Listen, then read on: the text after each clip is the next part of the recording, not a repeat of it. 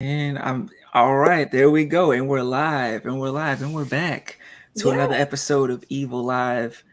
I'm your host, the Evil Tyrone. We've got a special guest tonight. Her first time out on the interview stage in this type format.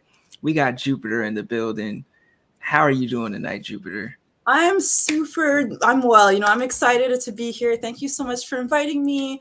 Thank you for recognizing me as someone in the horror community as well and inviting me on this show. I'm just still in like awe.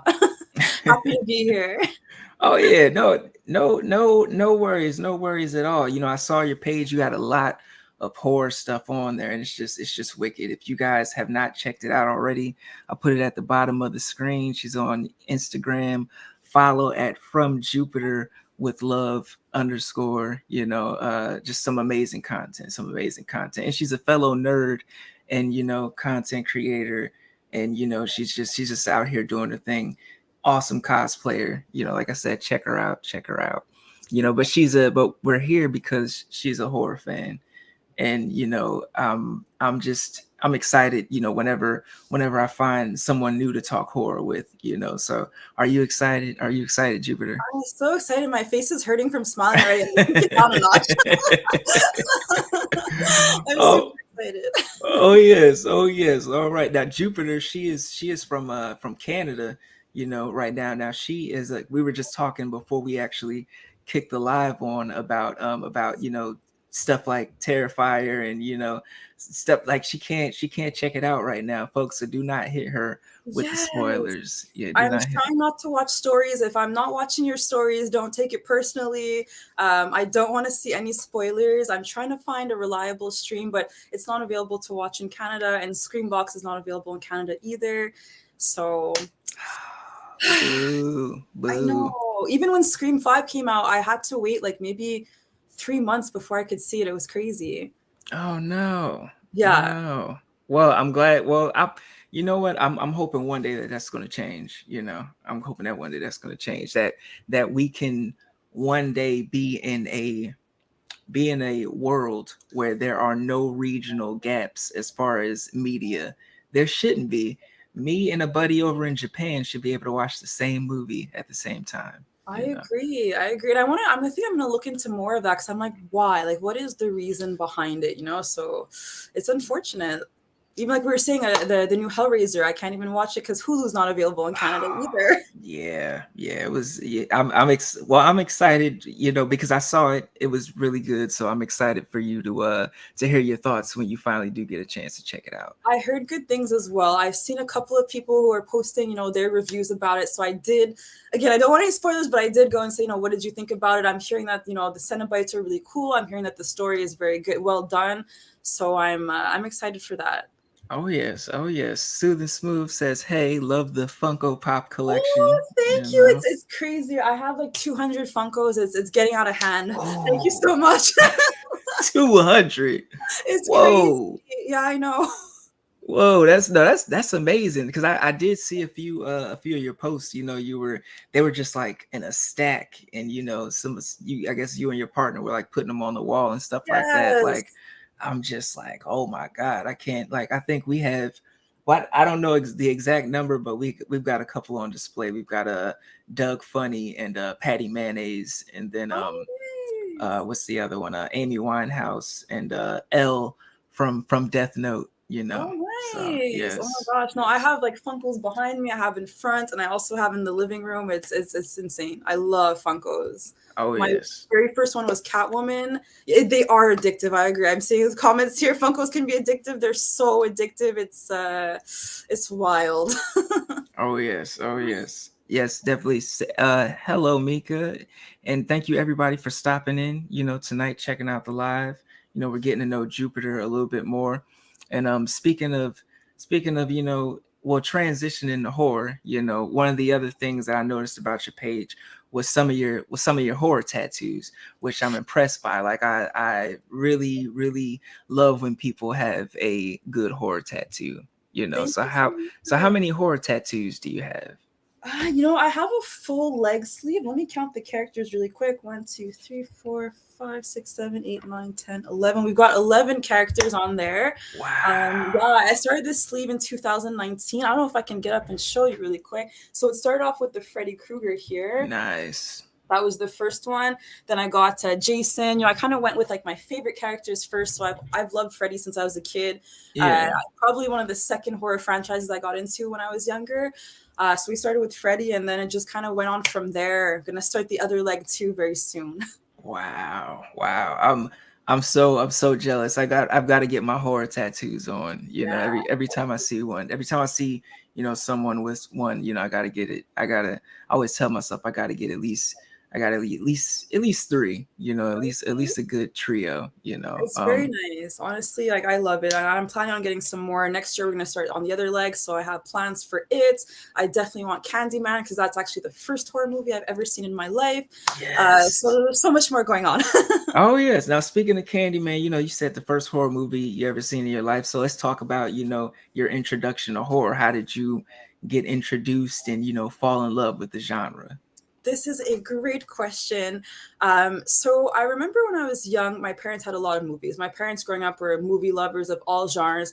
And my sister and I, when we were first, starting to learn how to read, we had this movie on the shelf called Candyman.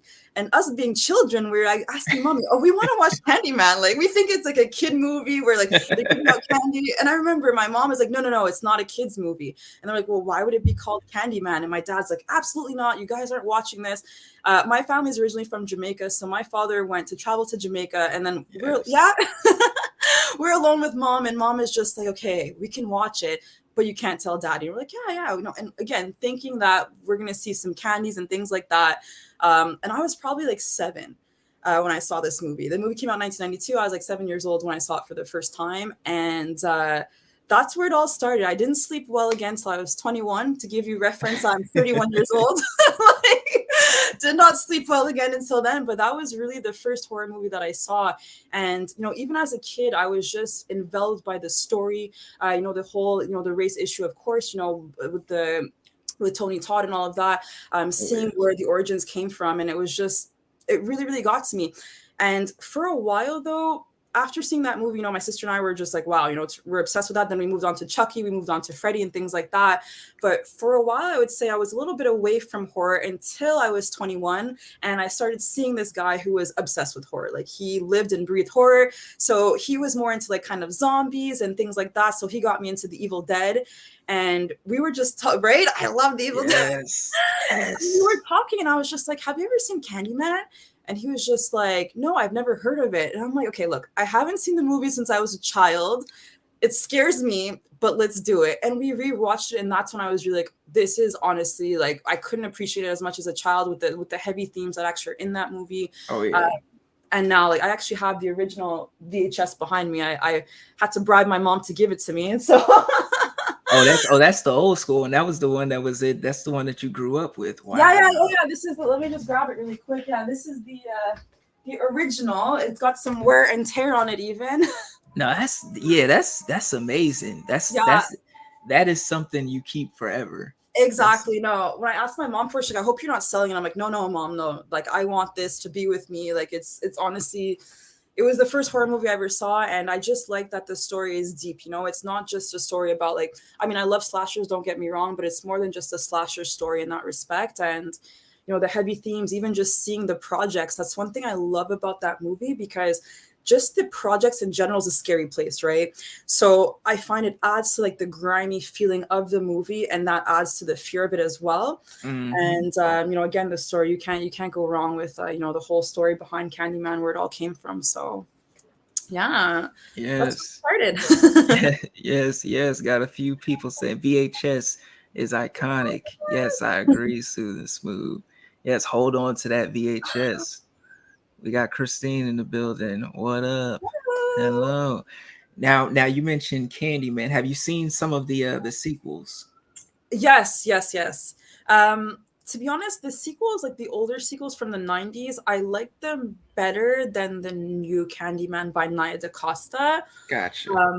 The newer movie, like it was good, I guess I was expecting a little bit more, being like a diehard fan. I wanted to see a little bit more Tony Todd. I wanted to touch a little bit more on the original story. I like that they sort of wrapped, some concepts from the original story into the new movie. But I wasn't a huge fan, to be honest. Well, yeah, I mean, everybody feels, certain ways, and it hits differently.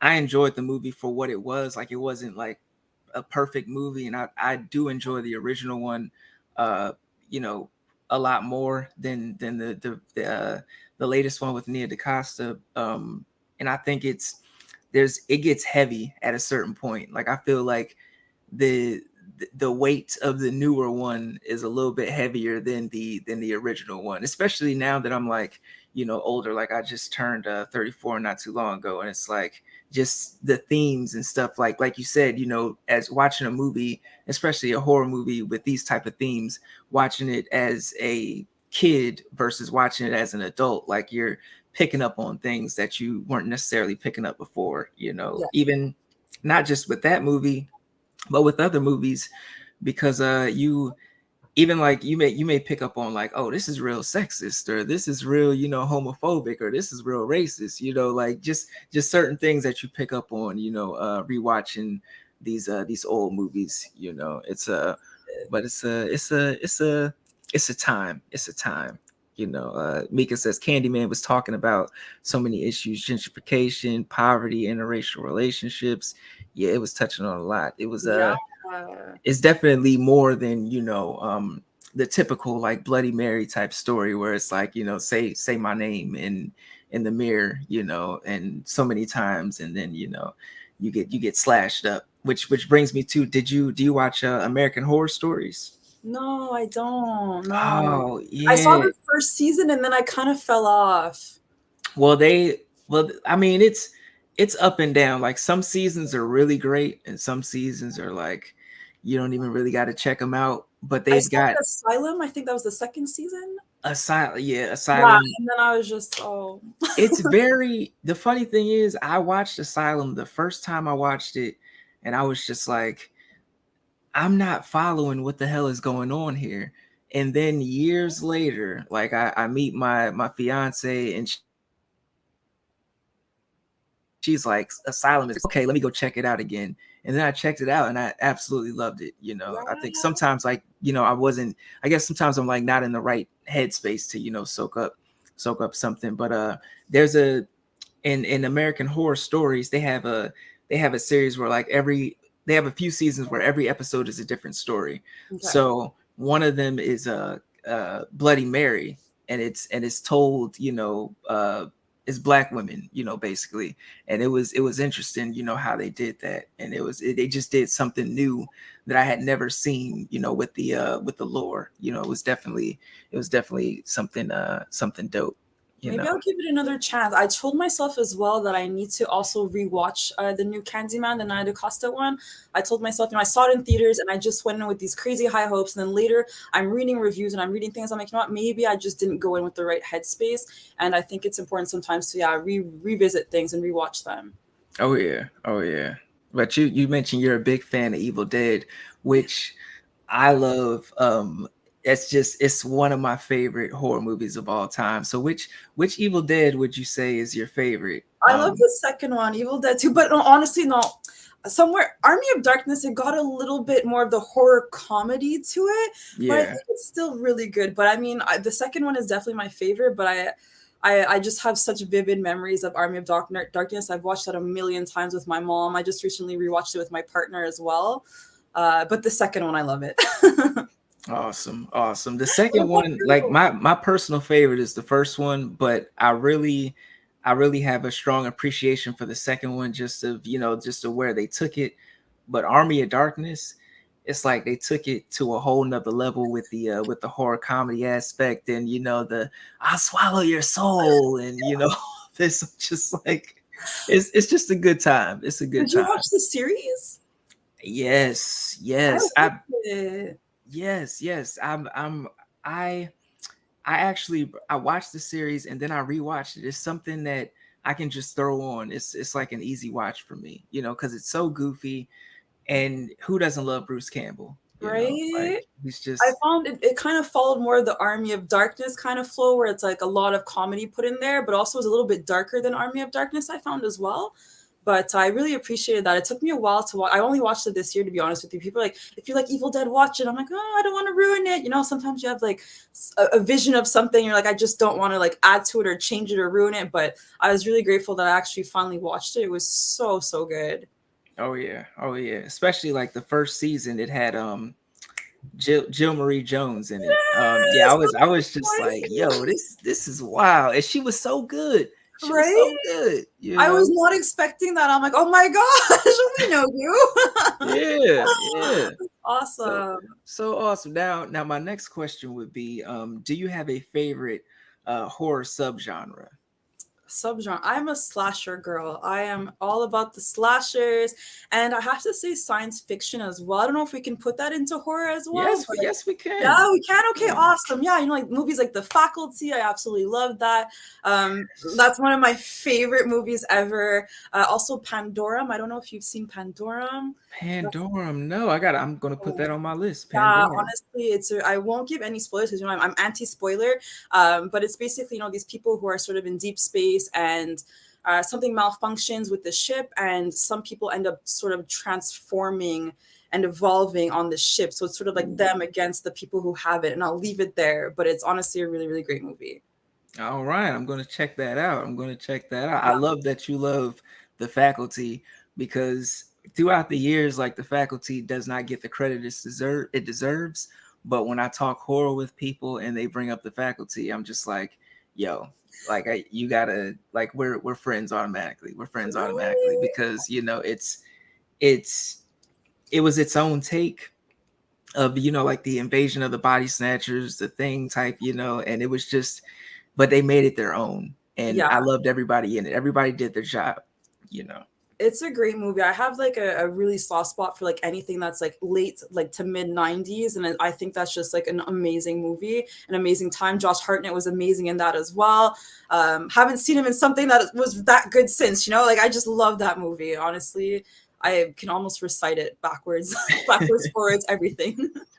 Oh yeah, oh yeah. But no, I love slashers. I'm not so much into paranormal. There's some paranormal movies I like. The newer House on Haunted Hill, I think it was 2000 or 2001 it came out. That one was really good, but I'm more into slashers. I love my Freddy Krueger. I love my Jason, my Michael Myers. Yes. Absolutely love that. Yes, yes. Slashers are a time. We had some very interesting ones in the 90s. It was definitely took it there, along with the science fiction and stuff like that. Like Christine says, yes, The Faculty is the best sci-fi movie. I And agree. and Mika comes, she's like Pandorum Woo! is a great film, definitely recommend it, you Yes, know. Mika. So you say that you give the like the 90s some love, as far as horror. Would that be considered your favorite decade of horror? 100%. Like honestly, well, you know, I mean, there's obviously 80s, but I'm a 90s baby. I love all things 90s. In my head, it's still the 90s. So I would definitely say maybe I'm biased, but I absolutely love the 90s. Oh yeah, oh yeah. The 90s was a time. Like, do you have some of your favorite 90s films? Definitely, obviously, the faculty, since I mentioned it. And Yes. I would say some of the newer Freddy's as well that came out in the 90s. I think that they were really well done as well. One of my favorite Freddy's is definitely going to be Freddy's Dead. That was amazing. I really Oh loved that yes. one. Freddy's Dead. Honestly, yeah, no, it's honestly the great. And um, I was going to say Hellraiser, but that's 80. I think the first one was 86, Hellraiser. Yeah, that's Yeah. 80s, right? Yeah, definitely. No. But no, I would definitely say more sci-fi 90s was awesome. Good times. Oh yes, oh yes. Now slashers, do you have some, I know you mentioned, Freddy and Jason, like do you have some favorite slashers of all time?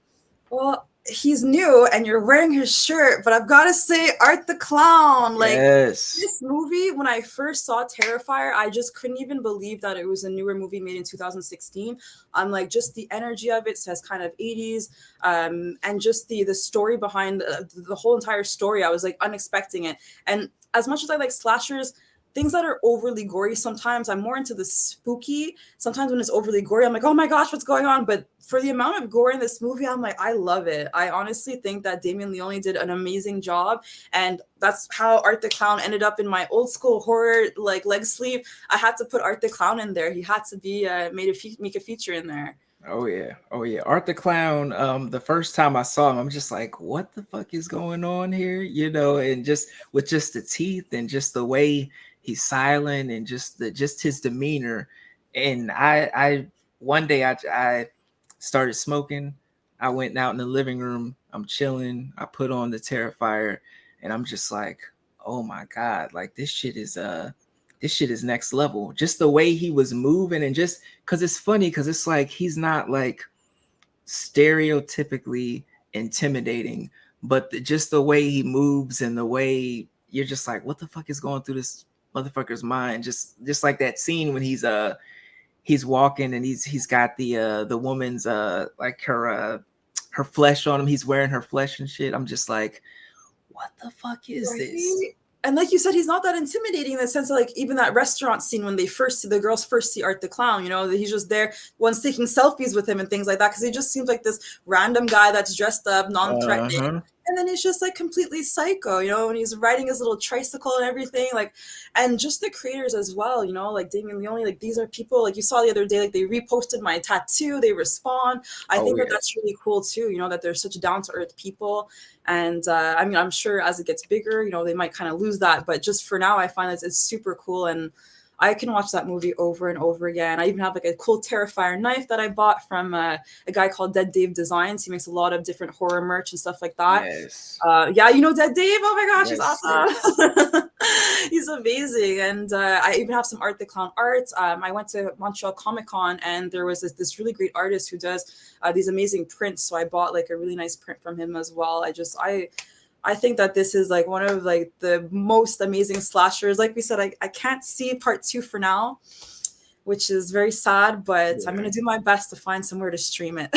Yeah, it'll be out soon. I'm sure somebody's got it, somebody's sending the torrent down the tube somewhere, somebody's got it, Really, just patience and like keep my eyes closed in the meantime. Don't tell me Yes. anything. Now, you have an amazing, physical like collection, behind you. So how did you start collecting, whether it be memorabilia or, like the Funko Pops, like how did you start collecting? I think it just comes down to like growing up, we had like a lot of movies in the house, a lot of toys, and I even have like movies and toys from back in the day from when I was a kid. My biggest, I would say, old school collection would be my comic books. I have a lot of old Batman comics and things like that. So yeah, it all started when I was a kid. I think I just never grew up in that sense. And as I became an adult with my own money, I'm like, well, I know what I want to spend it on. And it took from there. The Funko Pops, it started with the Catwoman Funko. And then after I just started to see, oh my gosh, there's so many horror Funkos as well. I have a whole bunch. I have the Nun, Jason, Pinhead, I have like 3 Michael Myers, like just so many things like that. And I find that that type of nostalgia just kind of keeps you young in a sense. And I just love collecting. And I don't think I could ever see myself stopping. Even like when my internet was down for a while, I'm like, well, I don't care that I don't have internet. I have so many DVDs to choose from, like, Facts. right? Because Like, when they cut this shit off and these streaming services are acting like assholes, like the collectors are king. The collectors are king. exactly, exactly. And like I said, that time when I had no internet, I just had so much variety and so many things to choose from. And also, like a lot of things are a cloud-based service, and I think to myself, what if they shut down the clouds? At least I have my physical things. And even movies are sort of changing. I was watching American History X the other day when they had it on Netflix, and they completely like cut out a scene, and I'm like, this is very odd. So it's like even they Mhm. can change what we're seeing, online and on the internet and things like that, we can lose pieces of things. So I'm like, when you have the physical stuff, that can't be changed, right? Facts. Because you noticed that, especially nowadays, everybody's got their own streaming service that they stream their music off of, and it's like the artists upload the album, but then next week it sounds completely different because they've made a tweak or put Yep. something out or put something in, or even with Disney, like they were showing clips of now that movies are on Disney Plus, like they've altered certain scenes, and Yeah. it's like what's going on here? And it's kind of scary because it's like if they can alter a scene, without us really noticing or paying attention, what else are they altering in our reality? Which brings me to another movie that we both like. They Live, like yeah, As well. yes, yes, yes. Absolutely love that movie. I just showed it to my partner for the first time this year, and his mind was blown about it. It's honestly when the whole kind of, I won't get into conspiracy theories, but when all like this COVID and stuff started coming out, I'm like, we need to watch They Live because it echoes what's going on right now. Oh yes, oh yes. It They Live. It's funny because stuff like They Live or episodes of the Twilight Zone, they really echo like what's going on in today's society. Even though it came out however long ago, it still reigns true Relevant. today. You Yeah. know, it's pretty wild. Now do you watch the Twilight Zone? Have you ever watched the Twilight Zone? I watched it when I was young, but I haven't revisited as an adult at all. Oh yeah, I would highly recommend it because if you're into stuff like They Live, like heavy themes like that, it really goes there. Mika says that's why I'm a physical media collector because I can guarantee that I will have the movie. Yes, yes, yes. Then No, Christine yeah. says, I'm ready to kick ass and chew Yes. bubble gum. I'm all out of And bubble I'm gum. all out of bubble gum. Yes, I love it. I love it. Oh yes. my god. No, John Carpenter, amazing. Honestly, like amazing. John Carpenter was amazing. Now, have you ever seen his vampire movie, John Carpenter's Vampires? Oh, I actually know. I it was on Amazon, and my partner and I, we kind of skipped it. We skipped it, but no, I haven't seen it. It's a decent watch. It's a decent watch. Like it as a kid, I think I enjoyed it a little bit better. Especially like with the special effects and things like that. But I definitely like recommend if it pops up on Tubi or a free watch.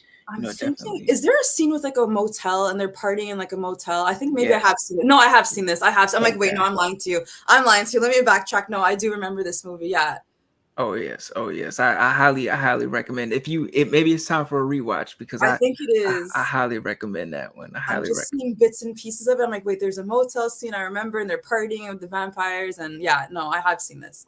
Oh yes, oh yes. We got Sooth and Smooth says the Twilight Zone, hands down best TV show ever.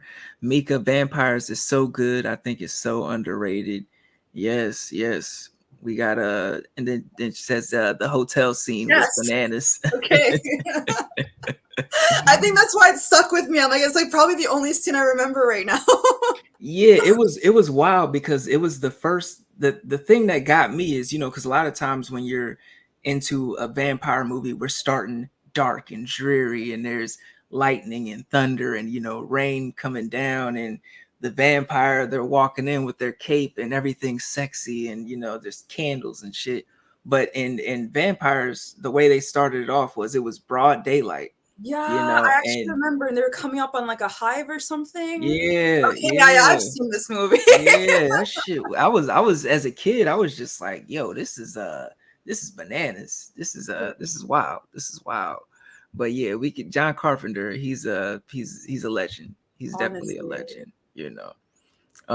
Now if you could name a film that you wish that you could have been on the set for, a horror film that you would have been on the set for, could you which I may know the answer already, but no, no, you won't know the answer. Actually, honestly, I would say I don't know. I guess this kind of falls into sci-fi horror as well, but okay. Resident Evil. Oh my Ooh, god, Resident I am a Evil. huge Resident Evil fan. I wish I could have been Mila Jovovich in the movie, like replace her, and I'm like the badass. Like I know in the games she wasn't existing, and a lot of people hate on the movies because of that, but I love Resident Evil as well. Like I think that they're such well done movies. I have all of them as well.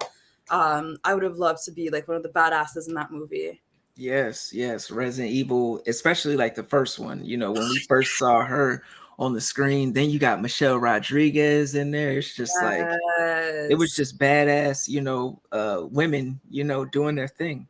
I love it. And the zombies, I guess you would say that in this movie, like they're scary. They're scary. They're not like kind of like Night of the Living Dead, like slow zombies. These are zombies that like get your heart racing. And I'm like, that's what I really love about that movie. You know, we're used to kind of like slower zombies, like the T4 virus is out there. It's crazy. And yeah, I would have loved to be on set for that movie. Yeah, which, well, shit, it felt like we were on the set of that movie for a couple of, like Oh we my was God, I had when a we mask. I had a face mask that actually said the Umbrella Corporation. oh no, I had a lanyard for my keys that was the Umbrella Corporation. Like when the pandemic first popped off, I was like, I wasn't playing out here. I love that. I It love was, that. but it was crazy because like when we, first everybody was shutting down and stuff like that, and I'm an essential worker, like I work for the post office or whatever. So there were times when I would, walk from one station to the next, and I'm looking outside and everything is shut down. Like it looked like I Am Legend outside. I was Oh my just like, what gosh. the fuck? Yeah, it was. So I'm like, Resident Evil, seeing shit like Resident Evil and the apocalyptic shit, like which I've always enjoyed, watching those on film. But the past couple years, I'm like, oh, these motherfuckers, the conspiracy start flying around, Right? It's So like I live in Montreal and it's like one of the bigger cities in Canada, and downtown Montreal is just crazy. There's always people. I actually try to avoid it at all costs. I'm about like half an hour out of the city. Like I just no, like it just parking is just crazy. But my hairdresser is downtown, so I will follow her wherever she is. So during the pandemic, where she's supposed to be shut down, but I'm going there to get my hair done. I'm like, there is nobody, and this is horrifying. Like that, it was actually really scary. So I can definitely relate to that. And I kept referring to like it like looks like a post-apocalyptic type of vibe. It's very scary. Like literally newspapers flying around and like just dead silence, which is so not normal for downtown Montreal. But it was nice. Now it's back to normal, unfortunately. oh yeah. Back to trying to fight for parking here, but no, it was scary. It was a little bit scary. Now, me, not I've never been to Canada, would love to go one day, plan on going. But how is Canada in Halloween? How is the Halloween scene out there? It's unfortunate. Like Canada is really big, so I can really only speak for like Montreal, Quebec. Um, I find it's not as like hardcore as like other cities like Toronto. Like if we talk about Toronto, Ontario, that's where like whenever there's horror conventions, they always go to Toronto. It's a bigger city. You'll see more variety. Here I find it's really catered to the kids. It's like really kind of like Gotcha. really, really like soft. But like when you go out to Toronto, you have like crazy haunted houses, a lot of crazy things going on, stuff for the adults that actually can scare you. Sometimes we take a drive over into Ontario. We'll probably do that this year for Halloween as well. Hmm. Just because before there were even border checks between provinces, which was really crazy. But no, definitely plan on getting out to Ontario. But yeah, here it's more like catered to the kids, which is nice too, right? The kids got to experience Halloween as well. Oh yeah. Oh There's yeah. one house on my street though. I'm waiting for the guy to put his stuff out. I'm definitely gonna make an Instagram story.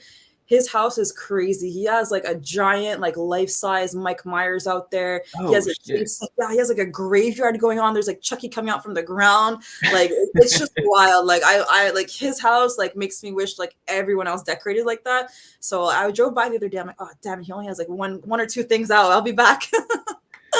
That's like one of my dreams, to have like the lawn decorated like that, but not just for Halloween, just on a Always. regular, yeah, just like on a regular day. Like I motherfuckers just love driving that. down the street and they're like, oh, there's ghosts hanging from the trees, from the tree branches and shit, I always say that spooky life, not spooky season. Like I believe in having a spooky life. Me too. When I first moved to this apartment, I had put like Halloween decorations the first year and they actually never went down. So like in my window, there's like a big happy Halloween that's there year round. There's like those fake bloody hands, and on the door there's like a hatchet. So like whenever people come to deliver my mail, like, oh my god, there's like a hatchet on this girl's door. Like, not mess with her. I love it. My sister was just like, she came over the day, you still have your hatchet up? I'm like, yeah, that's always there. Like that doesn't come down. Uh-huh. That's Yeah. So that's awesome. That's awesome. Now I gotta step the like, decor game up. right? No, you Yeah. have to. I think it's important. Like even my living room, people are like, oh, is it Halloween like year round? I'm like, yeah, definitely. Like and these guys too. They, I got my little plushies here. They sit there year round as well. So Oh yeah. That's awesome. That's awesome. I like that. Spooky life, not spooky season. I like that. exactly. I like that. Now, I even take a step back sometimes. I find in October, I find everyone is like trying to like become in the Halloween scene. I'm like, no, I can't deal with it. No, I'm like, no, I'm spooky year round. So I take a step back in October, do a little bit less posting, then I come back strong November. oh yeah, oh yeah. That's awesome though. You know, you find what you love and you just dive into it and you just want to surround yourself with it. You know, You you got want to it. surround yourself with it. You know, now my next question would be, you know, we mentioned Candyman a little earlier. You know, and that's one of the most popular, you know, black horror. You know, just villains or you know well he's I mean some people say he's a villain, some people say not, you know, depending on your interpretation of the film. But do you have some favorite black horror films, past or present? Yeah. I would say Tales from the Hood. That was a good one. Yes, yes. And Tales I'm from the all about Hood. anthologies. I'm obsessed with a good anthology. So the second you get like a good anthology in there, that's I'm ready for it. And Tales from the Hood, I'll be honest, I just saw it this year, and it's honestly amazing.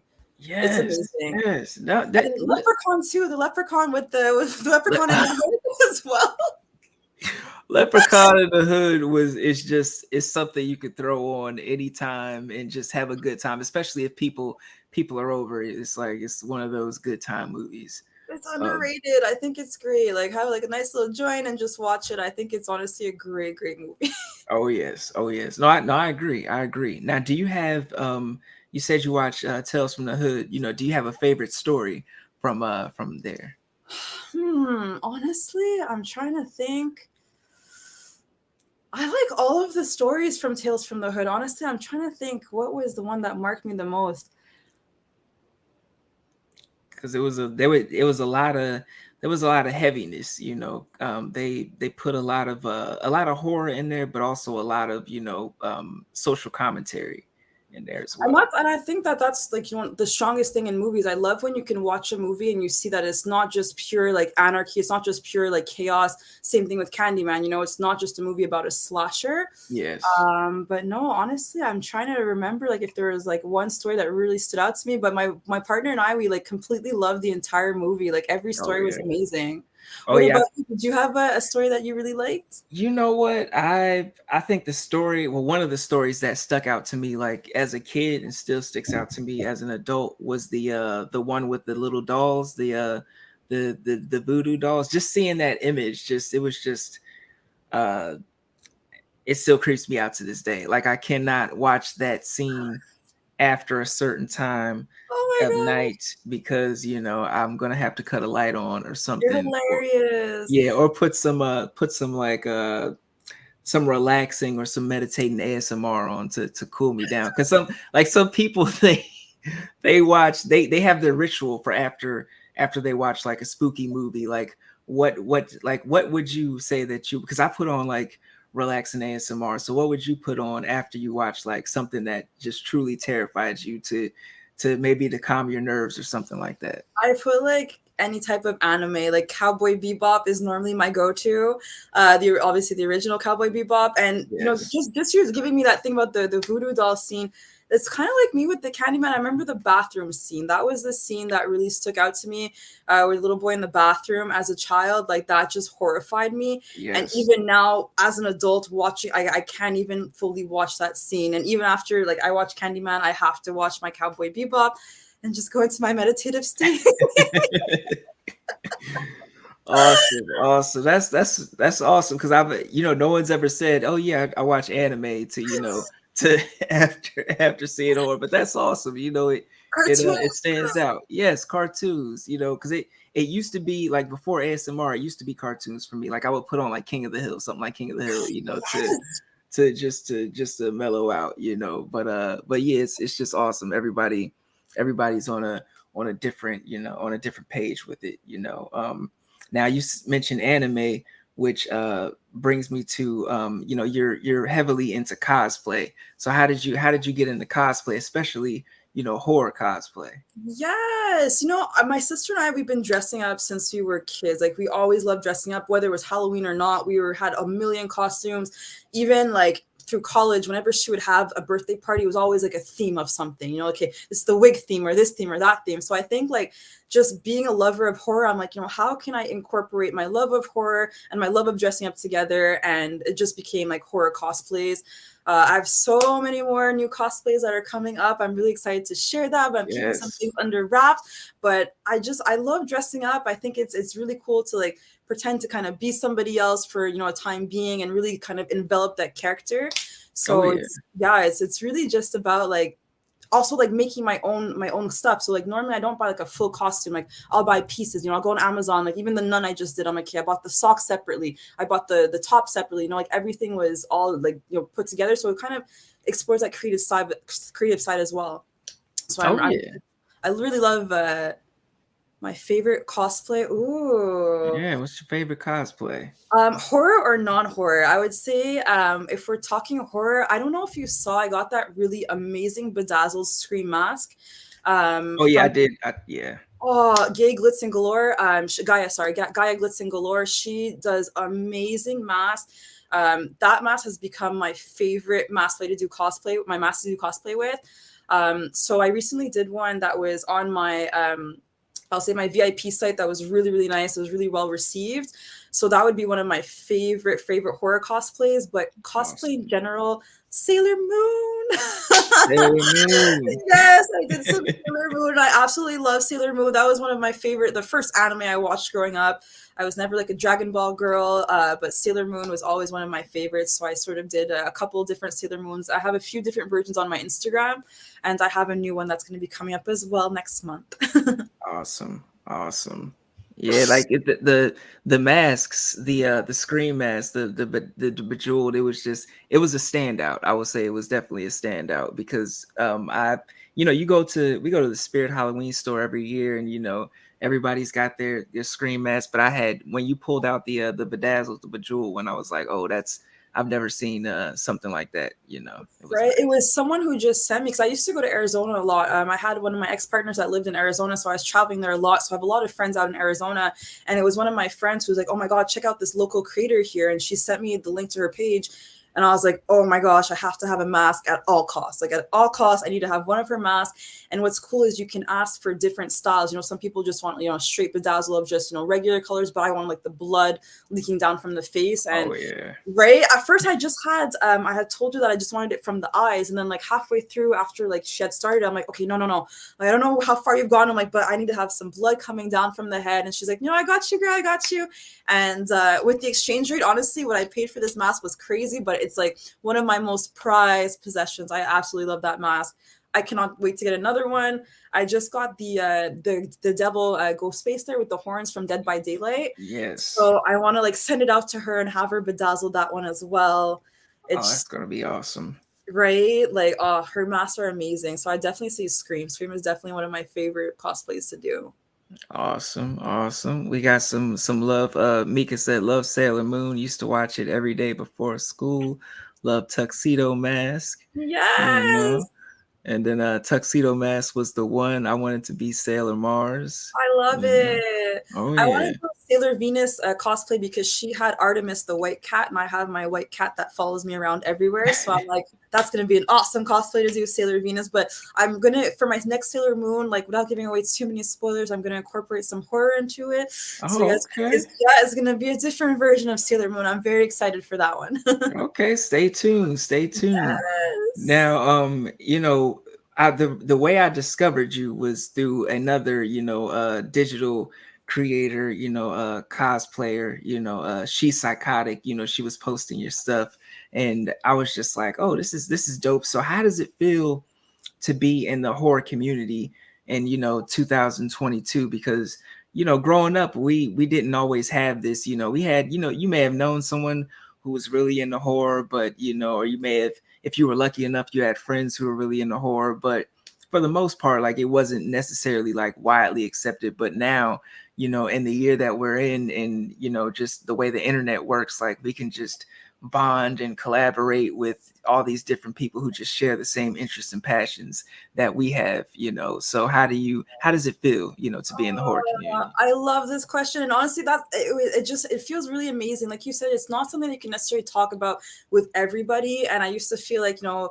like, oh, what kind of movies do you like to watch? And you say horror, and they're like, oh my god, what's wrong with this person? Like crying, they're like, oh my god, they're scared of you, and like people just don't necessarily always get it. So when you had approached me for the podcast, I'm like, oh my gosh, I felt like I wanted to like hug the entire community. I'm like, I'm really part of it. So no, it feels really great. I think that there's just something that's really nice about horror. As humans, we have this kind of complex where we feel like we're untouchable, and I find that horror kind of really touches those things that are like those underlying fears for us. Like the concepts of death, the concepts of just things that scare you in general. So I find it's really, really awesome to be able to connect with people who see it for what it is and who aren't afraid of you when you say like, like,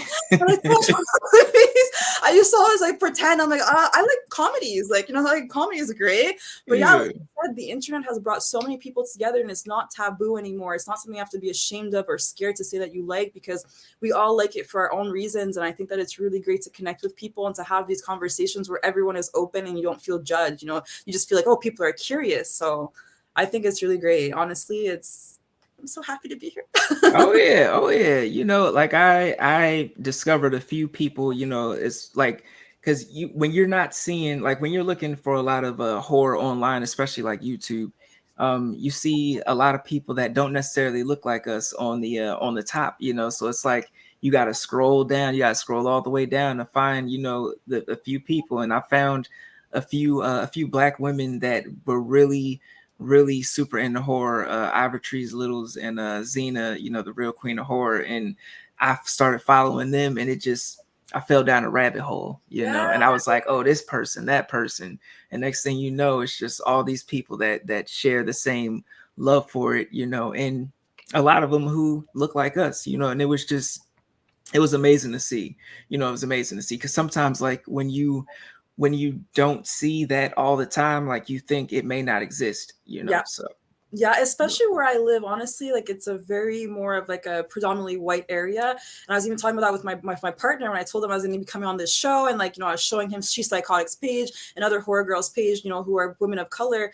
He was like, this is so cool, because you're just saying like there's like not that many Black representation in the community. And it's just so cool to see so many people come together and so many people who love horror, that are people of color and of different ethnicities, which is super, super awesome. It's so welcoming and so refreshing.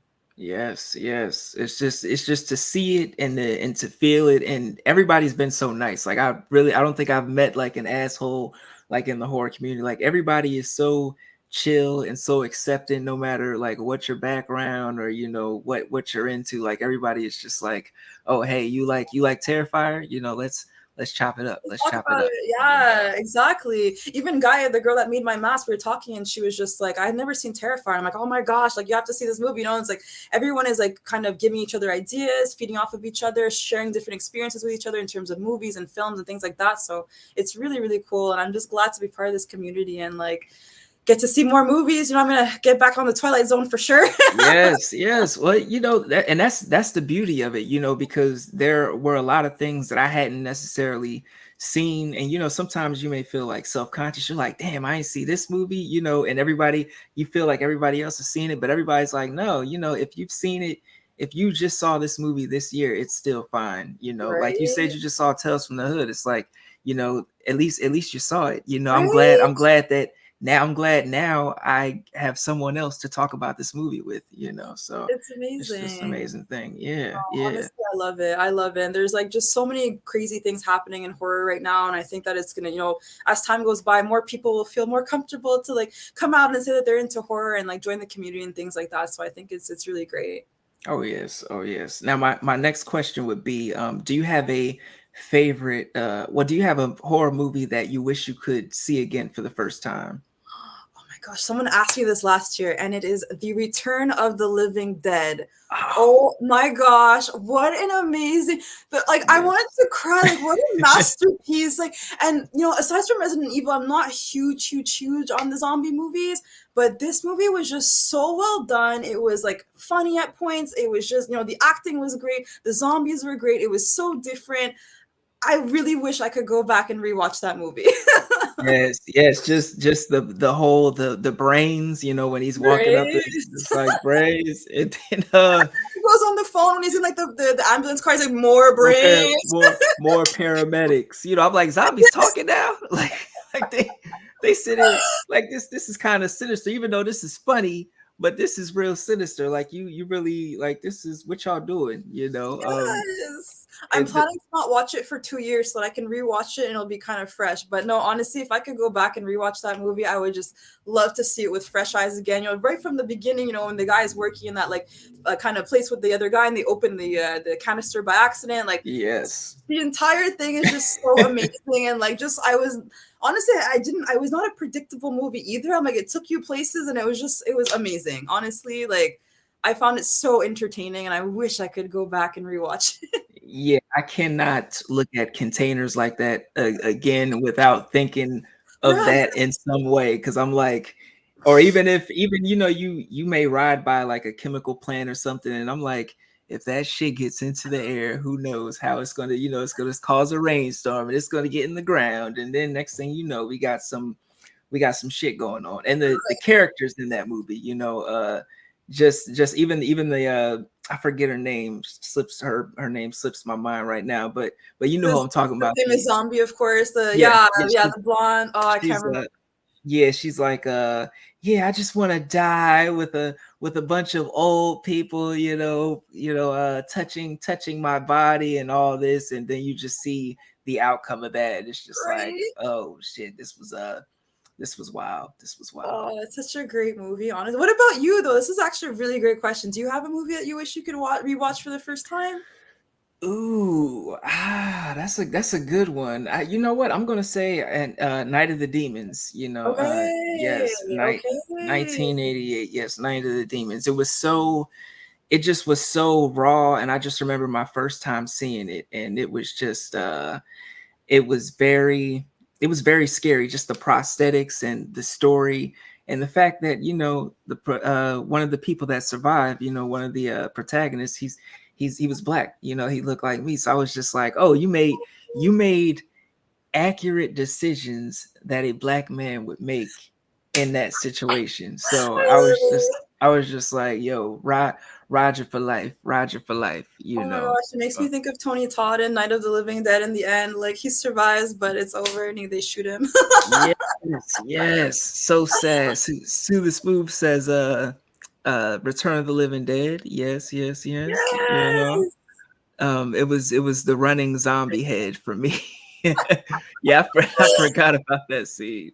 Oh I my did. gosh, it's such a good movie. Oh yes, but Christine says she just followed, I'm gonna and follow so you back so after. did Mika. You should subscribe as well, I'm gonna follow you guys back after. Awesome. So but yeah, or even like the movie we were talking about earlier, The Evil Dead. I wish I could see The Evil Dead again, just for that scene when they're playing cards. She's like Ace of Spades, Queen of Diamonds, and then Oh my it. god. Oh, I just remember vividly. I was a kid. I was in my room watching the movie with my dad on like little 13-inch television screen, and we got the popcorn and shit, and I just like when that scene hit, I was just like, what the fuck is, like, I could not sleep that night. I Oh my could not sleep that gosh. night. Oh no, honestly, the even like I guess I don't want to call them zombies because they're kind of more like possessed people, kind of, but like just The like I remember demons. demons, exactly.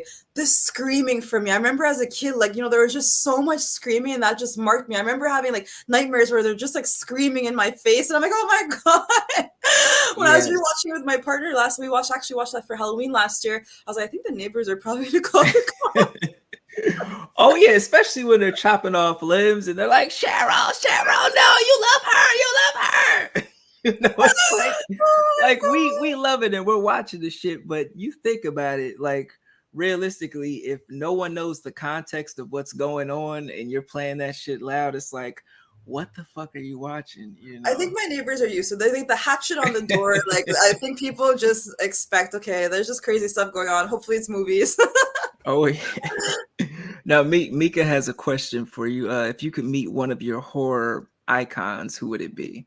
Oh, I feel like a broken record, but Tony Todd. I just love Tony Todd so much. I really wish I could meet him. Honestly, that's where it all started for me. And I follow him on Instagram. I just think he's like such a beautiful soul. Like, I would love to Yes. meet him and let him know that, like, hey, you did this for me. I know you were the first horror person that I've ever seen. And like, that's where it all started for me. So honestly, Tony Todd for sure. That's a For great answer. That's a great. Tony Todd is legendary. You know, I think it was a two not this birthday, but the birthday before my fiance, she had got me a shout out from Tony Todd, you know, for my birthday. Like, and he did the Candyman voice, and I'm just like, and she gave it to me actually while we were watching Candyman at the That's so drive-in. sweet. Yeah, Oh my god, yeah. that's amazing. Even my mom, she's always doing the voice, she's like, be my victim. I remember like, we go to bed, she'd turn off the light, like, be my victim. Like, ah! Like now we won't be able to sleep. But I actually met I'm a big Buffy the Vampire Slayer fan as well. Oh yes, Buffy.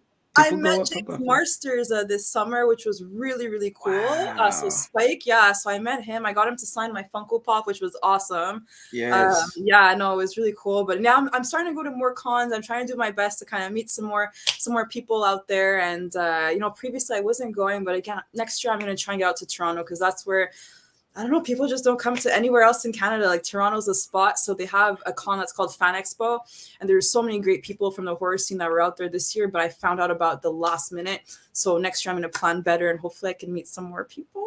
Awesome. Awesome. The cons are where it's at. Like I really wasn't one to go to them, but like I recently went with my fiance to Monster Mania for the Oh, first time, and it was just crazy. It was just like all these people, like the passion was just in the air. So many, so every it was like everybody was in cosplay, everybody's loving the same shit. It was just it was amazing. It was magic. So I too, you know, told myself, all right, next year is the year that I'm just going to be, you know, focused on hitting these things up because I got to be around my people. You know, I got to of be around my people. course. There's a big con that's going on in Vegas. One of my girlfriends was telling me about it. I'm like, oh, if I can get out to Vegas in February, all the Cenobites are gonna be there. Like all the original Cenobites are gonna be Wow. there. Yeah, Doug Bradley's gonna be there. So I'm just like, I really want to try and make this work and get out there for February. Wow. Yeah, they sent the original Cenobites. You gotta like when else are you gonna when else or where else are you gonna meet, you know, the original Cenobites, you know? Right. So I'm like, you know, it's really not even that expensive. It's like a 3 day con, and right now the pre-sale is like I think there's $70 for all 3 days. I'm like, oh my gosh, like Oh yeah, no, that's a steal. That's a right, steal. right. It's just with the exchange rate, I'm telling you, the US dollar. But anyways, it's Oh so no.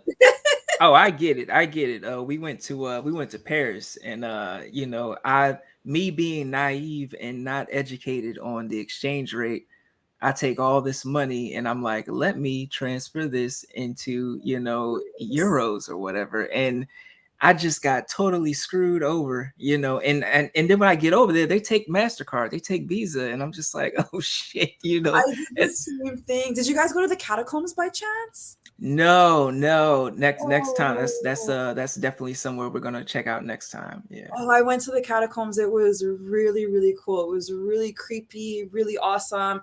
It's just wild because you see like, you know, there's a lot of soldiers obviously as well, like Yeah. heads of soldiers, and like you say, bullet holes in the head and the skulls and things like that. Like it was really wild.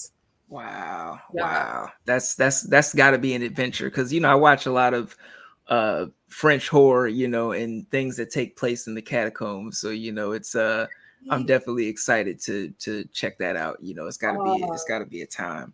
You I know. want to go back to I think it was I went in 2014. It was too long ago now, so definitely want to get back out there. Oh yeah. Oh yeah. Paris was just it was lovely. It was lovely. Oh, You I know. have a funny story. The first day I was there, I was so jet lagged because of the, you know, the time difference. And my friend's like, "Yeah, but you can't sleep. We gotta go out. We gotta do stuff." And then you know, he takes me on like I guess the metro's there, and then we get out. He's like, "Look where you are." And I was just so tired. I'm like, "I don't know where I'm at." He's like, "Look around." I'm like, "I have no idea." And the Eiffel Tower is like right there. I'm like, "Oh." I'm like, "Can we come back another day?" Because I'm just not feeling it.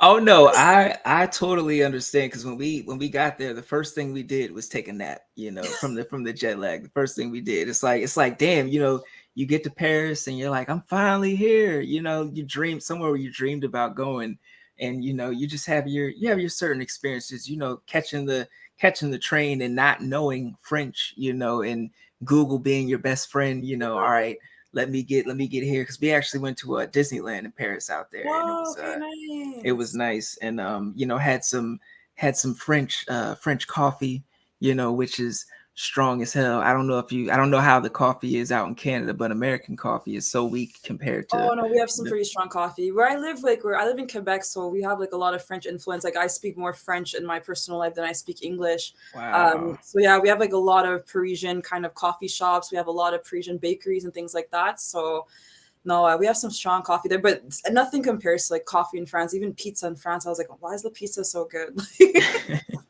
It's the best pizza Oh, I've had in my life. oh yeah, we definitely had pizza a few times out there. Pizza and wine, like that was our twist out there, I love that. Did you see Yeah. people walk around baguettes? I saw that. I'm like, what are people doing? I'm like, this is real. People walk around just eating baguette.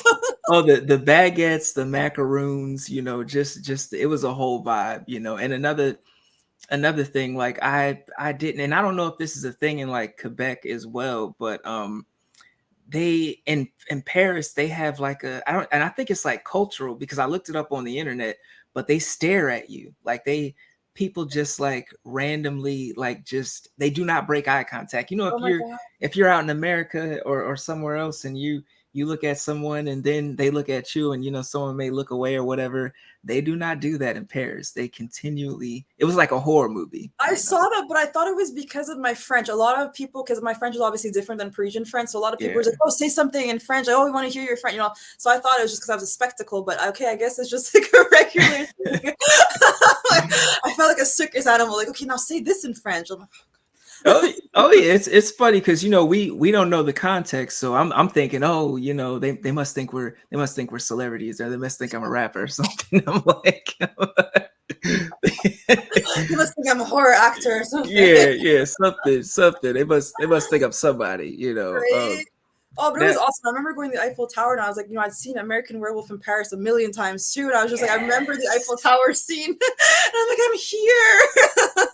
Yes, and I'm glad you bring up that movie, because a lot of people, of course, American Werewolf in London is classic, but American Werewolf in Paris is dear to my heart, because again, I grew up in the 90s, Yeah. just the music, it may not, it's not necessarily the best movie, but it has a very nostalgic feel for me, and I just love the story. Him jumping off the Eiffel Tower to save her, and it was dope. It Yeah, brings back that's a in lot my of collection memories. as well. No, I'm happy to have that in my collection as well. I remember when I was a kid watching it. Then I'm like, I'm physically here, and we got to climb the Eiffel Tower, and I'm like, will you catch me if I fall? My friends Yeah. was like, don't fall, just don't.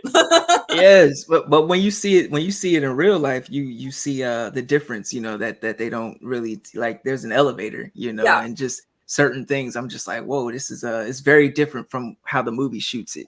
Oh, but we totally took the stairs because you can take the stairs too. We totally took the stairs. Yeah. Oh shit, I got to take the stairs next Yeah. next time we But I go. gave up at my cardio. I was like, okay, next time I gotta train for this. Oh Because now yes. different floors, there's like cafes and stuff like that. Like, Mm-hmm. yeah, so but basically like seeing the movie and then physically being there, I don't know if when you were there it was very dirty. I was like, okay, in the movie it's super clean, but when I was there was like garbage everywhere, and I was just shocked to see that. You know what? We were shocked to see that there were certain, like, areas that were very impoverished. Like, because they really don't, because of course they want your money, they want you to come, they want you to be a tourist, and we saw like a lot of impoverished areas, and we were like, wow, so this, they keep the tourists over here, they keep it swept, but on the other side, it's like, holy shit, I don't know if Yeah, yeah, there's a it lot gets. of dangerous areas for sure, for sure. And even when we were leaving, like, we were leaving, and we were in the Uber, and as we're leaving, we look at the Eiffel Tower, and there was some guy protesting, like, he was hanging off the side of the Eiffel Tower, hanging up a protest sign. Oh And my I was god. just like, yo, this shit is wild, because this, they would have took that motherfucker down in America, real quick. Right? But Oh my gosh. When I was there was a lot of military. That kind of freaked me out though. I don't know if for you it was the same thing, like a huge military. I mean, I guess it makes sense. It's a crazy, landmark, but I was like, there's like military walking around machine guns. I'm like, oh, it's really like a movie, like No, scary. no, it was because right before we went, there was a terrorist attack out there, which people were like, "Oh, you guys shouldn't go," and I'm like, "Shit happens every day, especially in America." But we did see a lot of military presence out there. It was different, it was different for us. Um, Now, my next question would be, I like to ask this to everybody, because everybody like gives a different answer. But what does horror do for your mental health? If anything. Yeah, so it's kind of like I was saying, I find like I'm a very anxious person to begin with, and Yeah. I'm like one of those people that I won't say I'm afraid of death, but it's just like something that I do think about sometimes. And I find horror helps me confront it in a way where it's like kind of removing that fear, because as humans, we really feel like we're untouchable. And watching horror kind of reminds you, to kind of be grateful for your life, to be grateful because anything can really happen. Yes. I don't necessarily think that like, I'm going to say Candyman 5 times in the mirror, someone's going to come get me. But there are real threats in the real world, and I find that horror kind of makes you aware, but in a way where it's almost like a therapy. It's almost therapeutic. Like I watch a horror movie, and then I'm just like, I'm grateful to be here, type of thing. Oh yeah. And no, I find it relaxing. It's very odd. It's a very soothing thing for me to watch a horror movie. Horror and true crime are my favorite things to watch, and I just find it's really a therapeutic way to sort of affront my fear of death in a way. If that's not like macabre and it's kind of sick. No, no, it makes perfect sense. It puts things into perspective for a lot of people. It Definitely. definitely makes sense. And I Now find it makes me hyper aware too. Like there's certain situations that are like completely unrealistic. Let's be real, but yeah. you have to be aware that there are some crazy things that can happen in life. You never know what can happen. And I find I'd rather be hyper vigilant than under vigilant. I watched a movie where there was a guy in the back of the girl's car seat. Now it could happen. Every time I go to my car, I always look in the back of my seat before I get into the car. It's like things like that. It's a while, but I'm like, I learned this in a horror movie. Like, Uh-huh. Uh-huh. It gets a little wild, and that's why I love horror movies that come at it from a different angle, because it's like, oh, I never really thought that I could be scared of this, or be I have to watch out for that, because and sometimes, like you said, you love true crime. True crime can be scarier than, well, truth reality can be scarier than, fiction, oh yeah. So it's like I was watching. I don't know if you've seen it on Netflix. It's called Worst Roommate Ever. And Yes, yes, yes, yes. oh, Dorothy. Dorothea! I Yo, had seen her in another documentary. There's actually a documentary on AMC that's just about, it's like a 6-part episode about her. wow. Yeah, but no, that's honestly crazy. Like, sweet little old lady, but not really. Yo, the crazy thing is, like, I grew up in Sacramento, California. So yeah, so when they were like, yeah, she was close to the Capitol, I'm like, ain't this like some shit? Because like I was all up and down, that area, and to know that she was just having bodies in the backyard, just digging them up, and the fact Tomato that garden. yes, the cops, the detectives, they saw her as she wanted to portray herself. Like she was a certain age and she wanted to seem older, so she started Older. dressing a certain way. And just the story of her being like, oh, I want to go to my nephew's and go get some coffee, and the cop is like, just like, okay, go ahead. And I'm just like, what? Like, this, fire this guy, fire this man, boo this man. Like, what's going on, but yeah, me and my fiance, we get a kick out of watching it. We get a kick out of watching Dorothea Puente. So we definitely gotta check out that 6-parter, because I need more. That whole series cracked me up, especially the guy who would not leave out that woman's apartment. Yeah, that opened up a whole new thing to me. I didn't even know that that was possible, like that type of squatting situation. Like Yeah. that's horrifying. I'm like, I'm never letting anyone stay on my couch. Like, just no. Yeah, and then you got to think about like the type of person that would allow that, because I know a lot of people who'd be like, oh hell no, Yeah, I'm rolling your ass up out of here, or I'm gonna get somebody to roll your ass up out of here, but right. so it's like, but these people were standing there for months, and just or that the guy that he was staying with with the girl, and I think she was ex-military, and she was he started falling in love with her, and she, of course she wasn't feeling him, and then he ended up killing her, and then googling the body, the area that he dumped the body and shit, and I'm I like, don't oh, remember that one. I don't remember that one. I yeah. watched it when it first came out. It's a little bit distant in my mind. Yeah, it was. I love that one. I love that one. Sue the Swoop says she was in her 50s the whole time. Exactly. Dorothea, she's But one of it's the an ones. amazing front. It's an amazing front, and the police, they didn't suspect her for the longest time because of it. Like it's wild. But I find horror too. Like it kind of brings like brings people together, right? Like it's like that Yes. kind of like that fear and whatnot. It's kind of Candyman, make you cling to your lovers closer and things like that. So. No, I find like horror. It's just there's so many aspects of it that there's that whole the psychological aspect of it. Like I mentioned, makes you sort of more grateful, more aware for your existence, and also that kind of sexy factor of I'm scared. Uh huh. I Uh love huh. that. I love that. Now, my next question would be, do you have any favorite horror television shows? And it could be from the present or the past. Again, going sci-fi wise, oh my gosh, Stranger Things. I don't know if you're on the Stranger Things bandwagon, but this show is just incredible.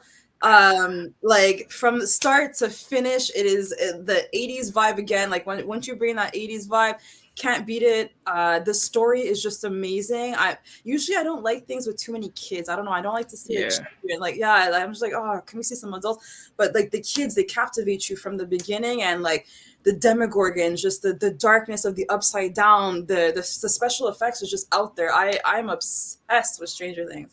Yes. Obsessed. Yes, I completely love Stranger Things. Like, to be honest, like the first two seasons, I was like, okay, this is cool. But then when they hit me with the third season, that's when I fell in love. I'm like, oh shit, y'all doing something crazy over here. And I know a lot of people don't fuck with the third season, but I'm like, y'all doing something crazy over here. But then when you hit me with season 4, have you running up that hill? Oh my Have you, yes, have I you love running that song. I love that song since I was in high school. I remember that was my breakup song. So when I heard it, Max playing it, I'm like, oh my god, I'm gonna cry. All of my old lovers from when I was like 15. Oh my gosh, but it's so good. And Vecna, like, oh my god, Oh, he's gonna be in the new sleeve. Trust me, he's gonna be in the new sleeve for sure. Like the character is amazing. That whole twist. Again, I don't want to do spoilers, but the yeah, whole yeah. twist with Vecna, like, oh my gosh, like I amazing. was from the first episode of season 4, when they, like, I don't want to spoil anything because I know some people, haven't seen it yet, but from the first episode, when you see what he can do, I was just like, you got me. What the Right, fuck is going? You got me. I'm right. here. I'm here. Like, It's I'm not especially leaving. yeah, Like, especially like if you're a Nightmare on Elm Street fan, it's I'm just like you fuckers can't get it right in the studios, but these guys can get it right on Netflix. Like, what? All right, let's go. unbelievable. Honestly, I love that show. It's definitely like it's new, but it's skyrocketed. It's like my top favorite. Like it's unbelievable. Oh Really yes, oh great. yes. Stranger Things is definitely, like, I honestly don't know what they're gonna do for the next season. Like how they're gonna top that, how they're gonna top season 4. I trust them. I have full trust. I'm like, this was getting better and better. So just give it to me. Don't make me wait too long. Oh yeah, I'm like I've cried enough. Don't hurt me. Don't hurt me. I've cried enough. Oh my gosh. No, I really love that. Like the characters are great. Like Billy is But probably you one of have a my favorite. Oh, sorry, we had a little lag there. oh yes, oh yeah, oh yeah. But Billy is definitely one of my favorites. Was Eddie's definitely up there as well. Did you see my But painting of Eddie that I have in my living room? I posted it on Instagram. One of my friends, Danny Rebel, he's an amazing painter, and he made me a great Eddie painting. I have it right over my TV. It's honestly, I love that character as well. no, I gotta check that out. I gotta check Yeah, that out. I'll Oh, post it later. oh It's great. yeah, oh yeah. Because Eddie, he just and that's what I love about Stranger Things. Like, they add new characters and they're just amazing every season. Right? Every And season. usually I'm a very like loyal person. I get attached easily. So I'm like, who are these new people? But like every person that they bring in, it's just like they really develop the character and they're just really great. Honestly, it's the writing is great, the acting is great. It's yeah, I can't wait. I can't wait for the new season. Oh yeah. Oh yeah. Now, do you have a favorite horror villain, and do you have a favorite final girl? Ooh, favorite horror villain. This is so I hard. know. I know. It's such a hard. Oh my gosh. I want to say Freddy because of like, he's scary, but he also brings a certain humor. He's like the king of like one-liners, welcome to prime time, like what a rush. Mhm. Like he has so many, like, I really want to say Freddy, and that's really why I started with him at the beginning of the horror sleeve. That was the first person to go onto the sleeve. But honestly, like, Chucky too. There's something about Chucky. I love Yes. Chucky. I absolutely love Chucky as well. Like, I like all of the movies. I don't care what anyone says. I even like Seed. Like, I thought Seed was Yes. See. See. Like I'm one of those people who say there's not a bad Chucky movie besides like the robot stuff. I didn't really care for that one, but everything else, like I love. not There's not gonna a lie, I bad Chucky. kind of like that Child's Play too. I thought it was different because what I liked about that Child's Play, like, but he's not Chucky, right? He's Buddy, Yeah, right? he's So buddy. He's he's buddy. Yeah. so, but what I liked about him is it's kind of like, we're in the age of technology. So I like that they kind of made like a new version of the, I won't say Chucky, but Buddy. So of these crazy dolls. I actually did enjoy it. Oh yeah. Well, it wasn't like terrible, it just I guess I was like expecting something else. Maybe you know what, I'll give it a rewatch. Since you said you liked it, I'll give it a rewatch. Awesome. And I'll rewatch the Candyman as well, the new one. I'll rewatch that one as well because I, I know that I didn't go in with the right mind for sure. yeah, because sometimes like you go in with a certain mentality and you're just sometimes the movie could be good, but if it doesn't match up with like your expectations, you're like, oh, there's a disconnect there. For sure, for sure. And Final Girl, this is a good one too. Let me think. I don't want to go with Lori. Like, I feel like it's so like typical. Final Girl, I don't know. The thing is, I like the villains. I'm all about the villains. I like the bad guys, like in everything. Even my Funko Pops, like I don't have like Disney princesses. I have a whole bunch of Disney villains.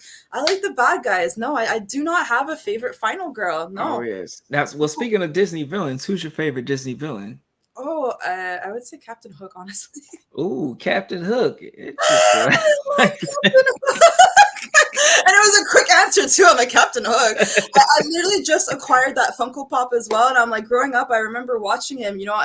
Like such a manipulative guy. Like in the one, I'm thinking of the one with Robin Williams, of course. Yes, yes. Yeah, like that the movie Hook.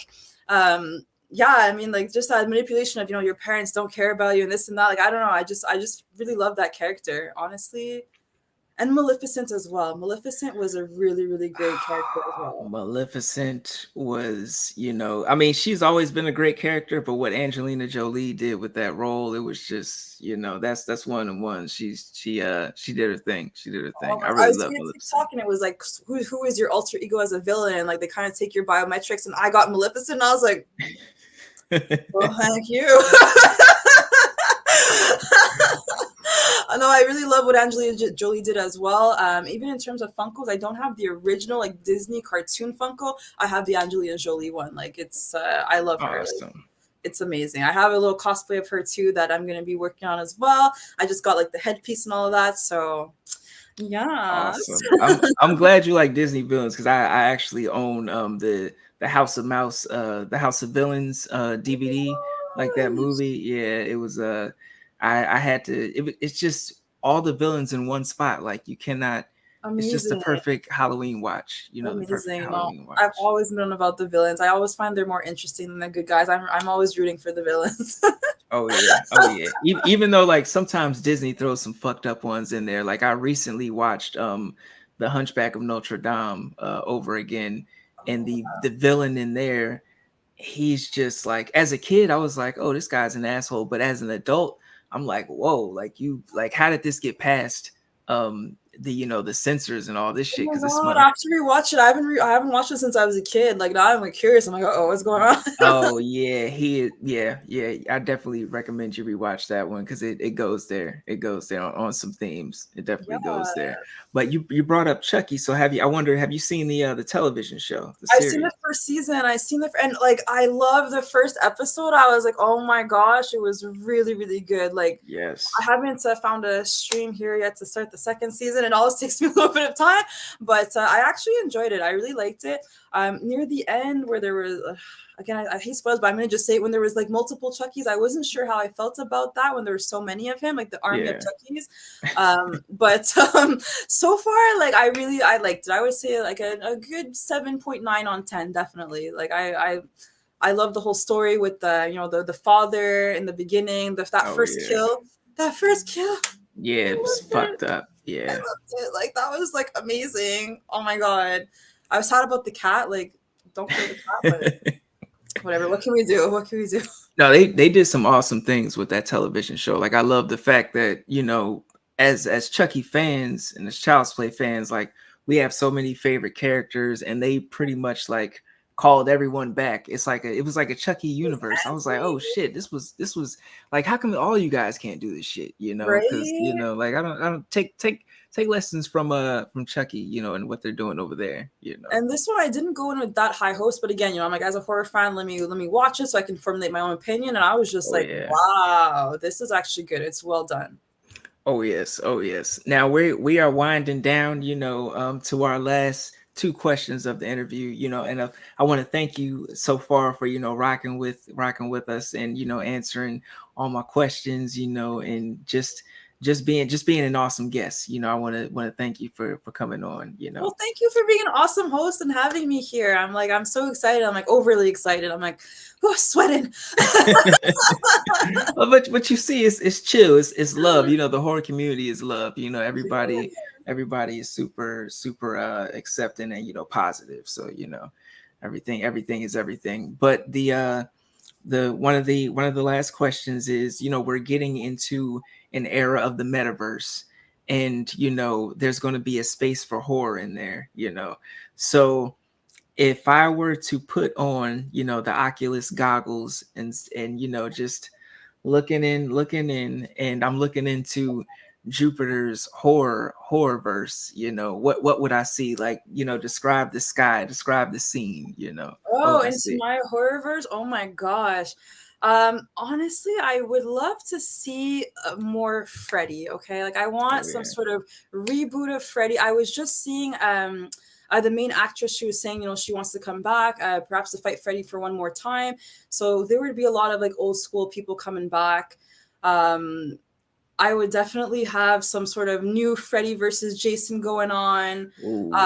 Yeah, I would love to see them battle out again. That original movie was, it was all right. I love that we had our Kelly Rowland in there and all of that, but I would love to see a new take on it, a new spin on it, bringing back some original characters. I would love to see Hellraiser, but because there's a new movie out and I haven't seen it, maybe that will sort of feed my need for a little Yes. new Hellraiser. So I'll leave that one out for now. But I would definitely say bringing back some old school classic characters. I would love to see that in my little metaverse and all of this mishmash all together. And Awesome. another Awesome. Candyman where my Tony Todd is more present. Yeah, Tony Todd is awesome. I'm glad that they announced that he's going to be playing Venom in the new Spider-Man game. Like, Someone sent me that link this morning, and I'm like, you got to be kidding! Like, this is yeah, yeah, this is a game I'm gonna play. just give me the whole game. Just Tony Todd. Just let me play as Tony Todd. Actually, just let me play as Venom throughout the whole game. That's just what I want. Oh, I love that. I Swinging love through New York City, as Tony Todd as Venom. Just let me play that. Okay, I thought you meant literally as Tony Todd, just swinging through the street. Well, that would be awesome as well. Like, I'm sure, there's someone who's gonna mod the game where you can just play as Candyman or play as Tony Todd and just That swing. would be amazing. I would love that. If you find this mod, like you gotta let me know because I would love to swing through the city as Candyman. That would be awesome. Yes, yes. We need more horror video games that are like open world. Because just imagine if you were playing as like Candyman and you're in like a Grand Theft Auto type setting and you're just let loose just all throughout the universe. I'd just be driving around popping the mirrors all day. That would be. Have you played Dead by Daylight? Yes, yes. Yeah. Dead by Daylight is so much fun. So much Yeah, fun. Yeah. I literally just discovered it like a couple weeks ago, and I'm like, okay, you know what? Like, I'm gonna get into this game because it seems really awesome. Oh yeah, oh yeah. Like I try and reach out to as many people who play like the multiplayer games and stuff like that as far as the horror. So if you ever want to, we can start a group or whatever, and get Yay! it going. After So warning, I'm a button smasher. Like I just button smash. Like my partner shit. hates playing with me. So can you just stop? Me too. Especially with when my anxiety gets to me, I'm like, shit. Well, whatever button my hand clicks on is whatever fucking button it clicks on. It's like the Mortal Kombat where they got Freddy in there, and I'm just like, oh, I'm playing as Freddy, and I'm just freaking everybody out and smashing my buttons. I love that. Oh yes, oh yes. And another question, because you had brought up Freddy versus Jason. I was talking to someone not too long ago, and they had brought up the fact that they think that, and at the end of Freddy versus Jason, because I had always thought that Jason had won, because he's got Freddy's head, and stuff like that. But they were saying, and I think it might have been She's Psychotic. I'm not sure, but I think it might have been Angelica. She had told me that she thinks that it wasn't Jason who won, it was Freddy who won, and Freddy put Jason in a dream state. Yeah, That's why he was taking Freddy out the water, and he was winking. So what did you think happened at the end of I that movie? agree 100%. And there's even in one of the movies, there's even like at the end of this at the end of that movie, actually, there's a scene where you do see Freddy's claw, like his hand. So I'm like, Yeah, I don't think that Freddy lost. I really yeah. think that they're leaving the door open for another movie, and this is why in my metaverse is happening. And it's gonna come to fruition. I'm like, this fight is not over. We need it. We need it back. Yeah, for sure. 100%. Exactly. I'm down. I'm down for the campaign. Freddy versus Jason too. Shit. Even Yeah. let's throw Chucky in there. Let's see what Let's see happens. what happens. Last Yeah. summer, I rewatched all of the movies. We did a marathon with all of the Freddy movies and all of the Jason movies. And when we saw that scene, my partner and I were like, whoa, whoa, whoa. Wait a second. Jason didn't win. They're leaving the door open. But that movie came out, what was it, I 2005, think 2009? 2004, 2005. Yeah, Yeah, around that time. it's been a long time. But hey, the door's still open. So let's do Yes. it. Like you said, throw in Chucky. I would love to see that. Maybe with some Cenobites as well. Yeah. Shit. Who Bring who them all knows? together. Who knows? It maybe have the opening scene. Jason walking through, and then or someone driving down the highway, and they see Art the Clown. Because he's fucking immortal. So let's Oh let's my let's god. go wild. Let's go Let's wild. get crazy with it. Let's get crazy with it. Mike Myers shows. Actually, no, we have to see how the next movie ends. So Well, if yeah. Wait. Well, ends. ends. Yeah. Oh, you don't think it's over? No, I think I read some article somewhere. They were like, if it's successful, then they have plans for another trilogy. Oh. So Well, yeah. Sorry, I know you like the other one. I'm like, oh no. Despite what a lot of people's opinions, I really like the Rob Zombie Halloween. To be honest with you, like that, ooh. I really, really like that movie. I I, really loved it. I like the intro to Rob Zombie's Halloween 2, like the remake of the hospital scene. Okay. I really enjoyed it. Like there were some things that I couldn't get with, but the hospital scene I really could fuck with. Like what would you say is like how did you feel? Because there's certain Halloween movies that are controversial, like Halloween Resurrection. Okay. Yeah. A lot of people trash that one, but I'm like Busta Rhymes, like Me too. yeah, I'm sorry, it's one of my favorites. yeah, like Busta Rhymes kicking the shit out of Michael, talking shit. I'm like, Yes. bring that's what I would honestly love to see. Bring back Busta Rhymes on the screen while I'm seeing Halloween Ends. Then I'll see it again. I'll I see it remember again in seeing theater. that as a kid, and I'm just like, first of all, there's like a lot of Black people in the cast as well. We've got Vivica as well. I'm just like, this is like an amazing movie. Just again, talking about representation, that really got me as a kid. I'm like, wait. All these people are in that movie, but I loved Halloween Resurrection. I don't no Oh no yeah. I loved it. Oh yeah, it's one of those. It's one of those. We've had I tell people, I'm like, we've had worse Halloween movies than Halloween Resurrection, I agree. So, but Uh-huh. it is what it is. Mika says the hate they say hating on Dangertainment. You know, you know. The Beak also says, "Are you planning on seeing Halloween Ends this week?" But the Canada situation. Well, Oh no, actually, no, it's playing in yeah, Canada. Yeah, it's this I playing. can see. Yes, yes. I'm definitely gonna go see it over the weekend for sure. I was telling though Tyrone that I wasn't a huge fan of Kills. I wasn't the biggest fan, but again, I love to make sure that I have my own opinion about the movies and go in with an open mind. So I'm definitely gonna see it for sure. All right, awesome, awesome. And I'll do a Now, little review of my own with no spoilers. oh yes, oh yes. Now we coming down to my last question of the interview.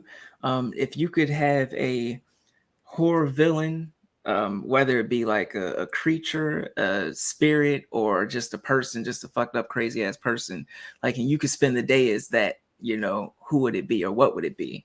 Oh my god. 24 hours, 24 hours. I think Freddie, because I would love to see what people dream about. I'm obsessed with dreams. I recently stopped smoking, so I've been having like crazy, crazy dreams. Wow. Yeah, like my dreams are out there. I'm like, there's something wrong with me. I don't know. No, I'm like, for sure, it has to do with the horror and the true crime and whatever. But I find dreams to be so interesting. So I'd love to go and see what people are dreaming about. My sister actually has her own little small business where she interprets people's dreams. So I would love to like go into people's dreams, see what they're doing, and mess with people a little bit too. Wow. Wow.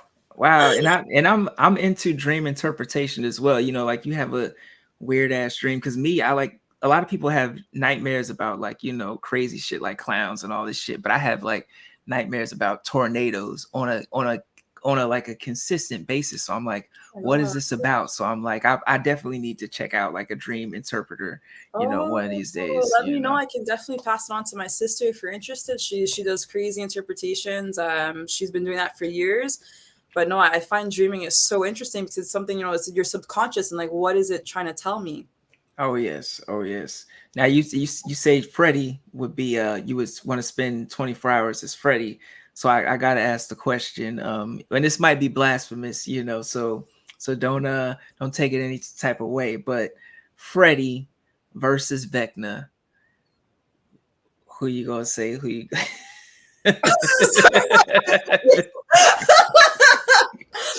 Oh, oh no. All right, I'm gonna be honest with this one. I'm gonna Vecna. Thank you, because I'm saying this. I love Freddie, but I think you take away his comedy aspect, Vecna's gonna take the cake from what we've seen, Yeah, and I feel like a lot of people, have the loyalty, but I've you said Vecna, I've said Vecna, and I think I asked someone else and they said Vecna as well. So I'm asking people this question because I think Vecna definitely cemented himself in the pantheon of horror, for from what we've sure. seen. And he's so sinister, right? Like he has no remorse and he's just like Freddie, like we said, he has that comedy aspect, and I find that's what causes a lot of his victims to kind of get away and get out of the dreams and things like that. He kind of toys with people too much. Vecna's there to get the job done, like, and everything inside me wanted to say Freddie, but I'm like, oh, if I'm being honest, yeah, Vecna. Oh my god, Yeah, this is a great question. yeah, Wow. yeah. Well, thank you for being interviewed, and thank you for answering all my questions. And the way that you answer them, really appreciate you and your contributions to the horror community. And just thank you for stopping by, and hopefully we can have another discussion. Especially now that I know that you love slashers and stuff like that. So we could get some more people and discuss some slasher movies and some sci-fi, because I know you love sci-fi as well. So. Yeah. So next time I'll be a little bit less nervous. I'm like, whoo, I'm hot. Well, you're super chill. This was really fun, and thank you so much for having me again. It's like such an honor. When I got that message, I think my heart stopped. I'm like, oh my god, I'm somebody important in the horror community. Oh my Oh god. no, not listen. Everybody feels that way. Even I feel that way sometimes when people ask me, "Oh, do you want to do this?" I'm like, "Really, me? Me? People watch this? Me? So, but I'm like, the fun thing is everybody expresses themselves in a unique way in the horror community, and it just makes people fans of yours. Like like I'm a fan, even the people in here. I'm a fan of Mika and her sister Kira, like they having a podcast, double feature podcast where they talk about, you know, horror films and more, you know. And you know, Mika, she has her double horror pack page on Instagram, you know, where she posts a lot of stuff on there, you know. And it's just, you meet a lot of people who, you know, whether it's writers, directors, and just all sorts of people, you know, people who are behind the scenes and people who make the prosthetics and stuff. Like, you'd be surprised who you would meet in the horror community. And just Cool. everybody's cool and everybody's chill, and you know, everybody is important. You are important in the horror community, Jupiter. Thank You you are so somebody. So much. yeah.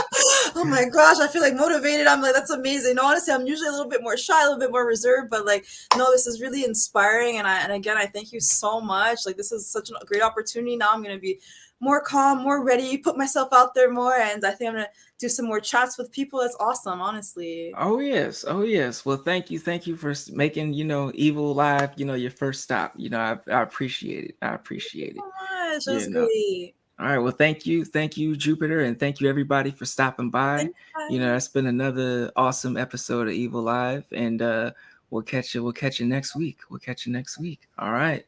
Peace out. Take Peace care. out.